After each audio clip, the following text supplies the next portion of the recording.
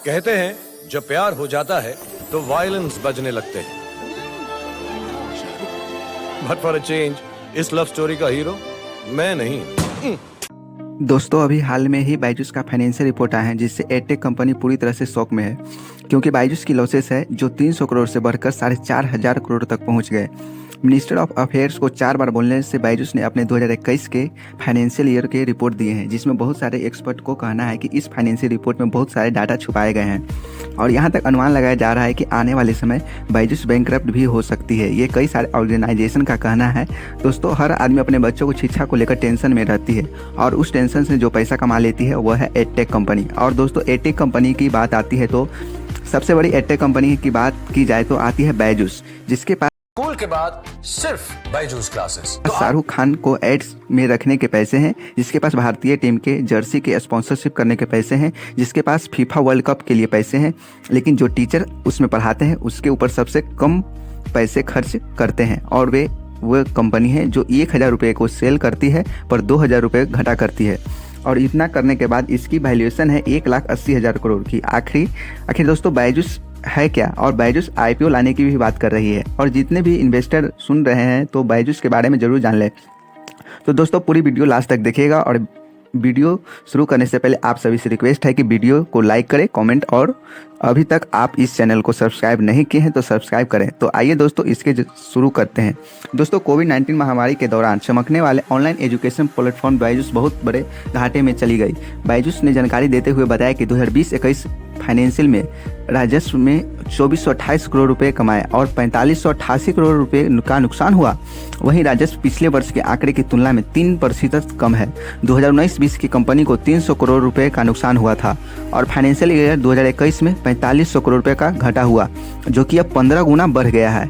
और दोस्तों बायजूस का फाइनेंशियल रिपोर्ट को देखते हैं तो साल 2020 में बायजूस का टोटल रेवेन्यू था 2511 करोड़, जो कि 2021 के फाइनेंशियल ईयर में घट के 2428 करोड़ हो गया, यानी 3.25% का डिक्लाइन आधा है इनके रेवेन्यू में। और साथ में ही कंपनी का एक्सपेंसिव काफ़ी ज़्यादा बढ़े हैं। साल 2020 में कंपनी का एक्सपेंसिव 2873 करोड़ थे, जो कि साल 2021 में बढ़ के 7,027 करोड़ हो गए। यहाँ पर सबसे इंपॉर्टेंट है कि कंपनी के लॉसेज जो कि साल 2020 में 300 करोड़ थे, जो कि बढ़कर साल 2021 में 4500 करोड़ हो गए।